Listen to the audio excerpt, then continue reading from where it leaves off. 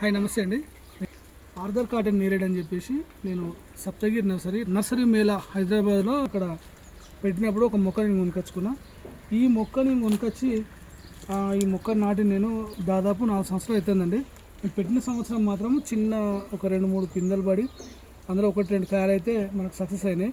ఆ తర్వాత next year 2 years మాత్రం అసలు ఎటువంటి ఖాత లేదు. పోయిన సంవత్సరం ఒక పూతలాగా వచ్చింది కానీ పెద్ద ఖాత అయితే నిలవలేదు.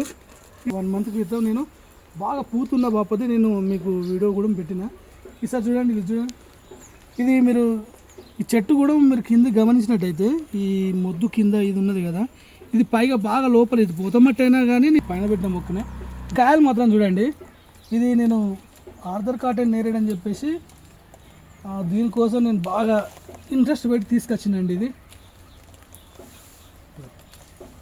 మనకు ఈ విధంగా సైజు మాత్రం కాయలు చాలా బాగా వస్తున్నాయి.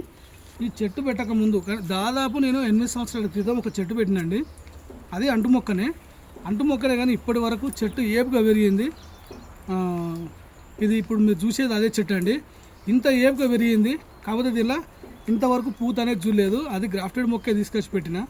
ప్లస్ ఇక ఇప్పుడు ఇంకొకటి చూసినట్టయితే ఈ చిన్న మొక్క ఉన్నది కదా, ఈ చిన్న మొక్కను నేను ఆటోమేటిక్గా అదే ఏదో విత్తనంతో అది పడిమోసిన మొక్క దాన్ని అట్టనే ఉంచిన కారణం ఏంటంటే ఇప్పుడు ఇది ఈ ఏదైతే ఆర్థర్ కాటన్ నేరేడ్ ఉన్నదో దీనికి సంబంధించిన కొమ్మలు నేను అంటుకడదామని చూస్తున్నా.